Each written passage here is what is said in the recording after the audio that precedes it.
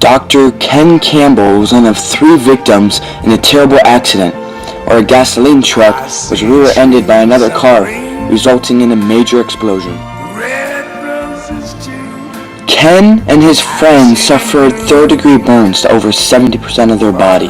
After one of the friends died, Ken's brother committed suicide.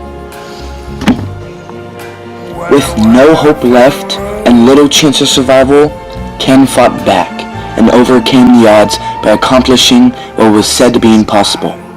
This is his story. How did you recover from the accidents, from the burns? It was a very difficult recovery over 4 months when I was in the hospital. Quite honestly, it was difficult, but my faith was what pulled me through. It's just continuous pushing and work, and I had mother and father and family, friends that kept me going and kept me looking up and kept my faith centered, and it happened. So, and it was very painful, the whole experience? Yeah, in fact, when I was in the hospital, there was a number of things that I had to deal with. And first of all, they told me I probably wasn't going to survive. I knew that. And then they said, well, if you do survive, your life is going to be much different. Your hands are probably going to have to be amputated because they're so badly burned. They said that my legs were so badly burned, I'd probably be in a wheelchair and I wouldn't be walking. And then I was in intense pain. Yeah, well, when I was in the hospital, my physical therapist, Ellen, came up to me and she said, listen, you've been in the hospital for 3 months now, and you're probably going to be going home in about a month or so. What would you like to be able to do? And I said, well, Ellen, I'd like to be able to run a 6-minute mile, because after all, I ran 26 of those in a row. Because I physically was not in good shape. I had been laying there for 3 months, and my body was totally atrophied, and even putting me up in my bed was difficult to sit up. And she said, Ken, just be happy if you're able to walk. And I said, well, I'll tell you what, Ellen, this is what I'd like to be able to do, is I would like to be able to walk to get my diploma. And Ellen says, okay, we could work on that.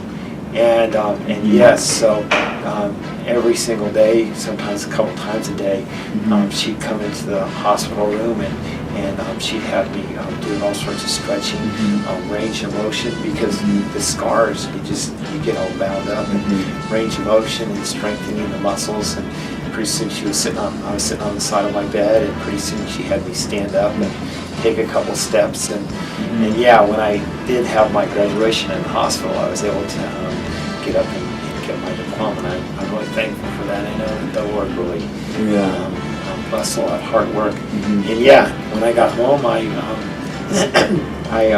started walking up and down that street. That was a big deal. And pretty soon I was walking around the block, and I was determined to start running. I was working with a physical therapist that one day he says, you're going to start running.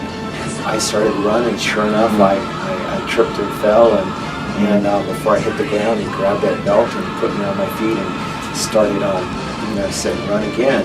Got back and ran a marathon. Ironman challenge. Yeah, and the Ironman in Hawaii.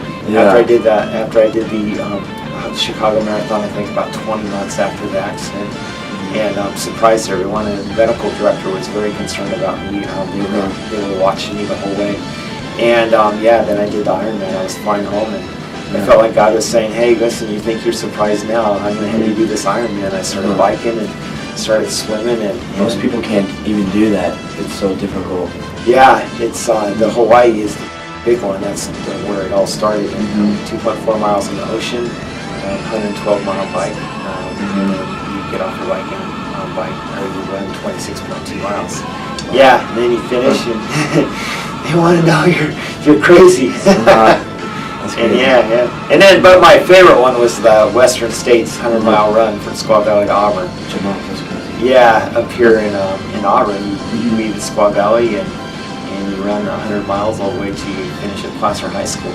That's a great one. So do your burns still affect you today physically? Or? Oh, Yeah, they do.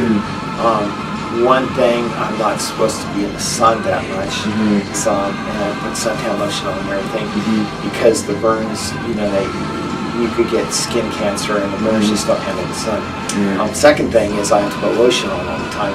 I don't have oil glands. I don't have sweat glands. When I did the Ironman, only 50% of my body sweat. So the heat is really difficult, and the cold is very difficult because my body doesn't regulate the temperature. Have you come to accept what happened? I look at my great wife and kids and my family and all the incredible blessings I have, and I wouldn't change anything. I mean, it was difficult getting through it, you know, having the burns and pushing through it, but it's all right.